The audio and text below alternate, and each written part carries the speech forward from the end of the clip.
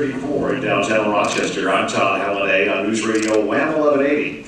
The casket carrying the body of the late President George H.W. Bush is inside the U.S. Capitol Rotunda. The nation's 41st president will lie in state until Wednesday morning. Pallbearers carry the casket up the steps of the Capitol's eastern front, and some members of Congress and the Supreme Court and the Cabinet gathered for a brief ceremony in the Rotunda. The state funeral is Wednesday at the Washington National Cathedral.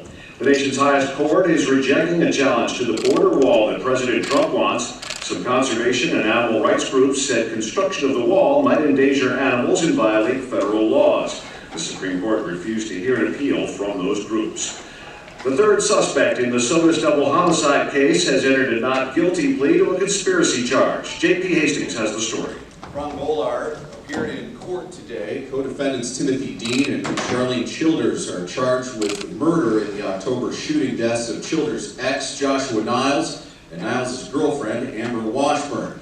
Investigators say Childers had previously lost a child custody fight with Niles. Dean and Childers pleaded not guilty last week. J.P. Hastings, News Radio, WHAM 1180. A Rochester man's been indicted on charges stemming from a summer homicide in the city. A Monroe County grand jury indicted Corey Clinton on a charge of second-degree murder and 2 counts of criminal possession of a weapon. 23-year-old Markin Taylor was shot and killed on Hudson Avenue in July. The sentence is life in prison for 3 people convicted in the kidnapping, robbery, and murder of a Rochester man last year. Tyshawn Miles, Genesis Colon, and Alvin Hancock were all sentenced today for the beating death of Moran Wilson. His body was found buried in the backyard at 52 Dayton Street in the city.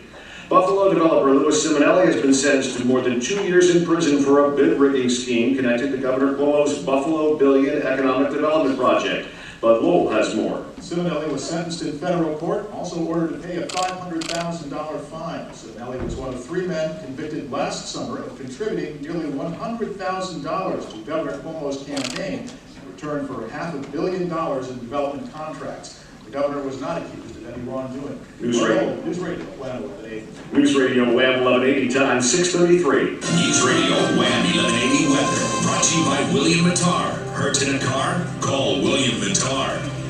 The 13 WHAM Weather Authority forecast calling for more snow showers this evening. Possible accumulation of around an inch, overnight low of around 27. Mostly cloudy tomorrow. More snow flurries closer to the lake with a high of around 32. And Wednesday will be cloudy with flurries or snow showers developing mostly southwest of Rochester. The high 34. Downtown we have light snow. It's 34. I'm Todd Hallidy, News Radio WHAM 1180. Next news at 7. Breaking news when it happens anytime on News Radio WHAM 1180.